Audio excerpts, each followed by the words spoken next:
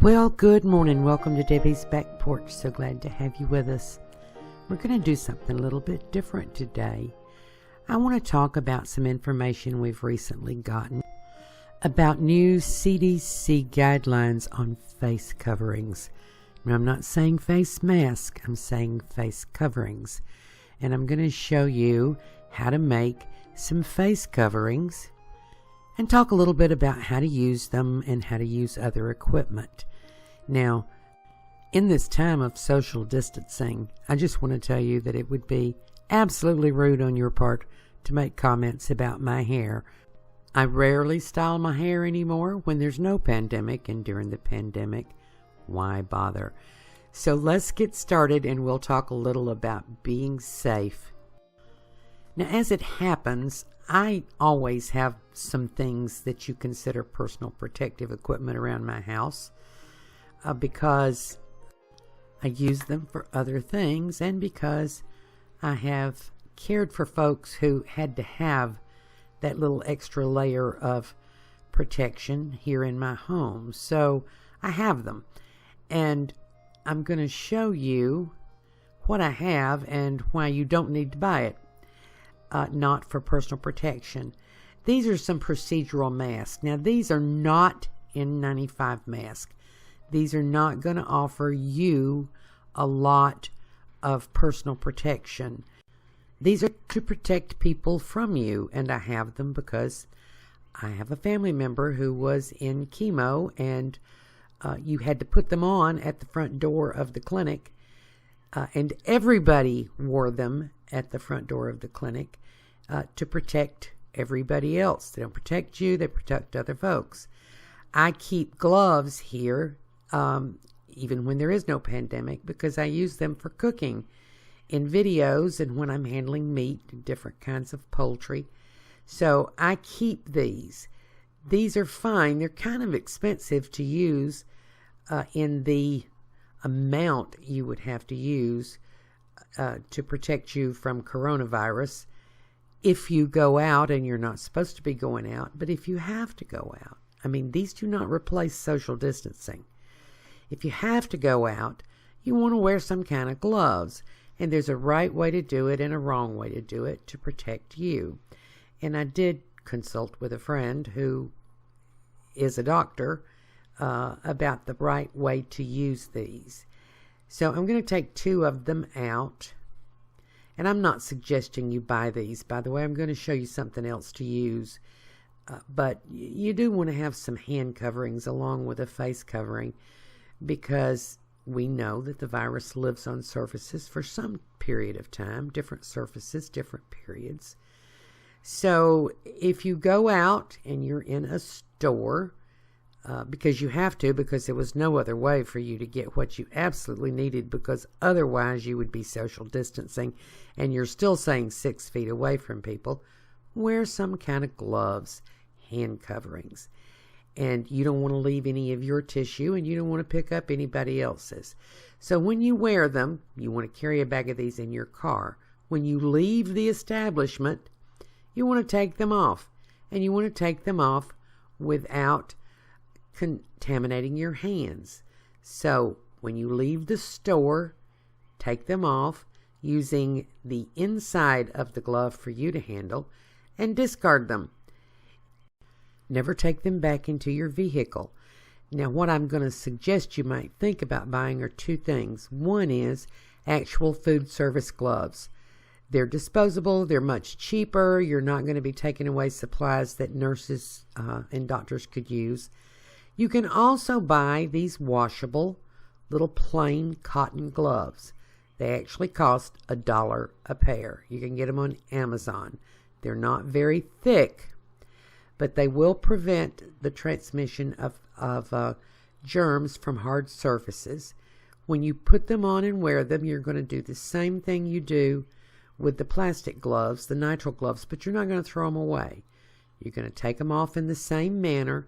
You are going to have a gallon baggie in your car. You'll put that in the gallon baggie, zip it up, and when you get home, you open the baggie and you put it directly into the washing machine You don't touch anything else with them. So we have these disposable masks. As I say, I really don't suggest you buy them. I had them. I didn't buy these. I had them from when caring for a transplant patient. But I'm going to show you how to make reusable, washable face mask. You can find the CDC, I think, has one of these videos. The Surgeon General has one of these videos. You can make this out of almost any material you have in your house. What I'm going to show you here is cloth napkins. And I know lots of folks, hardly anybody keeps cloth napkins anymore, but I've had these a long, long time. And you want something that's at least 15 inches long. Only because it takes that extra material to make it work and to make it stable. So I'm going to spread this out. This particular piece is very thin. This piece of material is very thin. And you can go buy material just for this, but then you'd have to go out, and you're not going out because you're social distancing. Even with these masks and these gloves, that does not replace just simply staying away from folks to make sure you don't have any transmission. I put a Viva paper towel in here, not for extra protection, because these masks, face coverings for you, don't protect you. I mean, they might protect you a little bit, but that's not their purpose. Their purpose is to protect everybody else from you. And in best case scenario, everybody else is wearing one too, and that protects you. So you fold this up, and I'm sorry I did not measure how wide it needs to be, but you can measure your own face. It needs to go from the bottom of your nose to your chin, and then it will spread out to cover your nose and your chin. Anyway, I have here some scrunchies or covered rubber bands. You don't have to use covered rubber bands. You can use regular rubber bands, but for women, I suggest these because it'll catch, the regular rubber bands will catch your hair.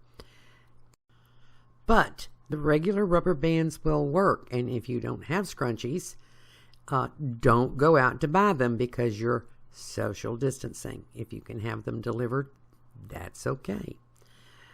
So all I'm going to do is I'm going to slide a rubber band about 1/3 of the way in on both sides.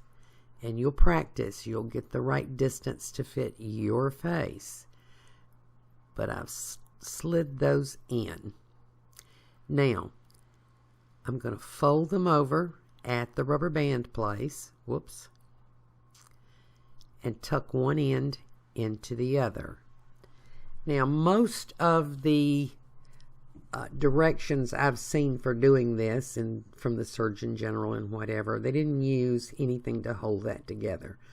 I find that many of the lighter weight fabrics, they won't stay together without a safety pin. Now, you don't want the safety pin to be against your skin, so what you're going to do is just reach inside, and I'm going to fumble finger around here. You know, when you get older, sometimes you don't have a lot of feeling in the very tips of your fingers, so you fumble around a little bit. So don't stick yourself, but just a regular size safety pin. If you have it, you can put 1 or 2 stitches with a needle and thread, but a safety pin works just fine, and we're going to put it inside the material so we don't get scratched on it and it doesn't irritate us. And that's pretty much all there is to it. According to the fabric you're using, you may have to put a couple safety pins in there to make it sturdy, but this is pretty much your face covering. And when you put it on, you can spread that top part out just by pulling on the back of it a little bit to make sure that you cover your nose and your mouth. And it stays on better if you'll open it up enough to pull the bottom part under your chin.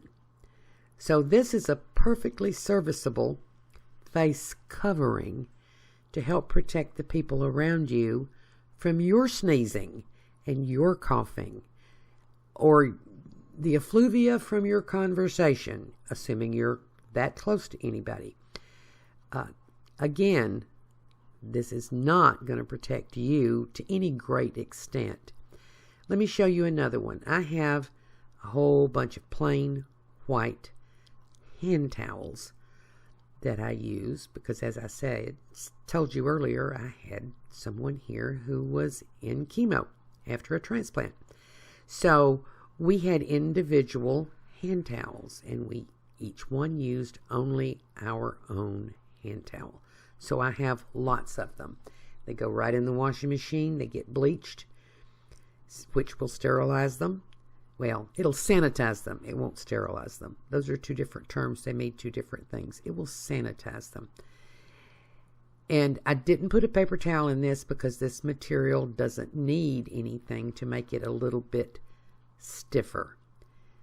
And this is a little more bulky to work with.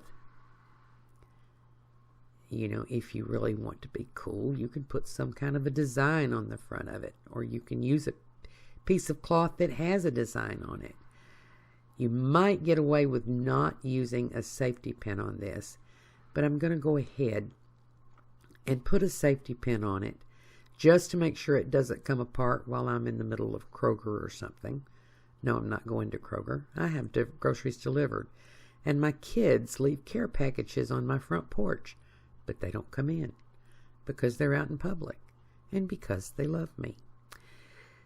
So we've got that one done. Now let me tell you other options. I'm going to pin this.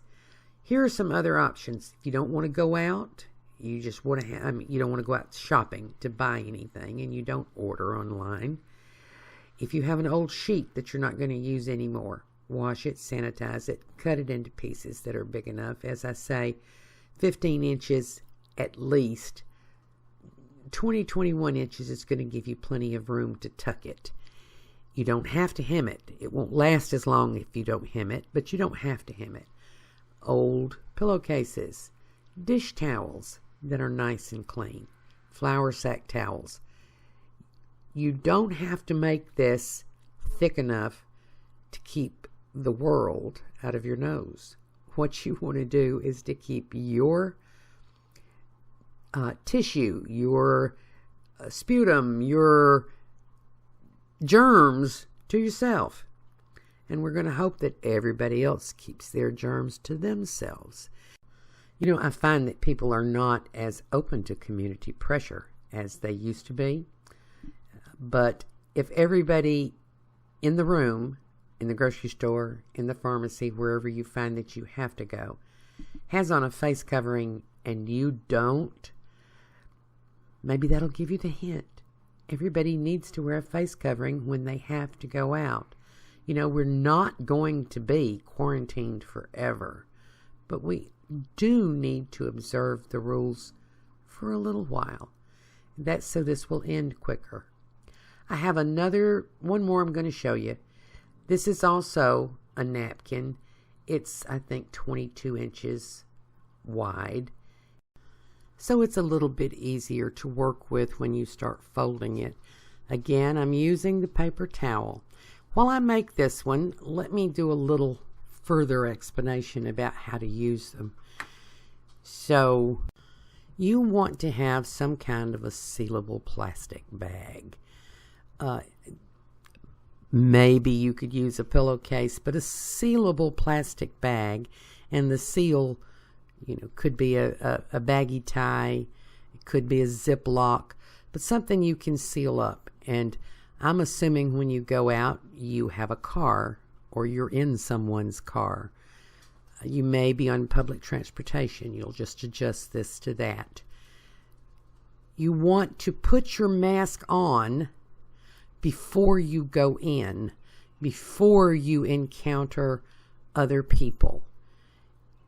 And when you come out, you want to carefully take it off and put it in your plastic bag. When you come home, and you know, you have two plastic bags. You have one of clean ones, you have one of used ones. When you get back in the car, or if you're on public transportation, when you get home, take it off and put it in the plastic bag. When you get home, dump the plastic bag directly into the washing machine. Don't touch it. Throw the plastic bag away.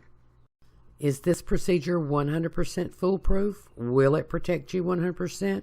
Absolutely not. It's going to add a layer of protection to your practice, your current practice of social distancing. But you know, there are some people who are in essential jobs, and I don't necessarily mean our current heroes, healthcare workers. Fast food takeout is considered an essential job. Truck driver is an essential job. Building supplies is an essential job. A lot of people are still going to work. And while we don't have enough of the formal equipment for our healthcare workers, and they are really essential, people who go out need to do some protection for themselves and some protection for the community. This is really not a big thing to do for the short period of time we're going to have to do it. And I know short is a relative term. People say anything from 2 weeks to a year and a half until there's a vaccine. However long it is, take care of yourself and take care of the people around you. It's really not hard. It's how we used to live. We used to always consider the people around us. And you know, lots of people still do. Okay, back to work. Now I'm going to show you how these work after I put another safety pin in this one. And you know, I've had a hard time setting this up because I'm by myself. I don't have a camera person. So I've got in front of the mirror here, and I'm going to show you how to put these on. And you know, my scrunchies could be a little bit bigger and it would be a little bit easier. So forgive me as I fumble around. I'm going to have to take off my glasses. Be right back.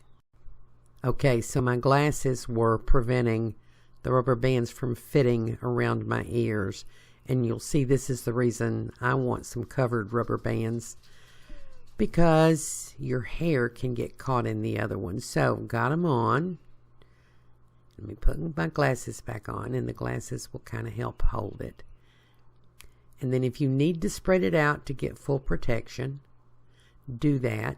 If you wear glasses, fit them over it, because that'll help hold it in place. And there you go. Yes, no, you're not saying anything about my hair. This is all you need to do. This is how easy it is. Now I want to say one more time in the strongest possible terms, doing this does not replace social distancing. But not all of us are social distancing alone. And if you must go out, and some people must go out, doing this with the addition of the proper use of hand sanitizer between each of these steps should help you protect the other folks in your home and the other folks in your community. Thank you for joining Debbie's Back Porch. Hope to see you again tomorrow.